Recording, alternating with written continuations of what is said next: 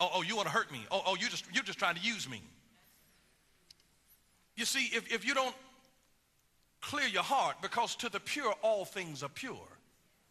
And so there's something that has to come out of our life relationships where God establishes covenant. We live in a day and time now where people's word does not mean very much. That's why we have to have contracts and legal agreements and prenups and all of this, because people's word doesn't mean a thing. But in the economy of God, your word is still your bond. And may I tell you that Jonathan's love for David caused Jonathan to give to David. You can give without loving, but you cannot love without giving. He gave 5 distinct things to David because David was destined to be a warrior. And every warrior needs weapons. Now remember, when David first started out fighting Goliath, he had how many smooth stones? 5. Now here his covenant brother Jonathan gives him 5 more. But these are different weapons because he's getting ready to do battle on a whole nother level. You can't bring that old country stuff trying to go to the city.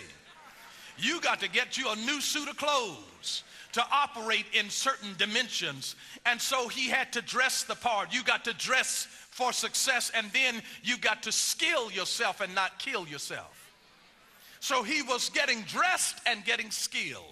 He was getting loaded up with the things that he needed. And it's ironic that he gave him 5 things, like David the first time had to collect his own 5 smooth stones. But this time he gets the smooth stones from a smooth friend, a covenant friend by the name of Jonathan. He got a robe, a new suit of clothes. He got armor. That was the second thing. That was to protect him. That was to protect his head. It was to protect his heart. It was to protect his loins. It was to protect his feet. He gave him armor. Then he gave him a sword. Say sword. Sword.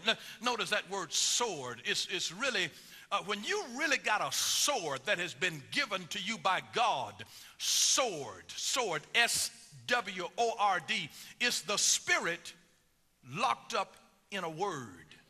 Sword, S-word, spirit word, sword. When God gives you a spirit word, it's like John 6:63.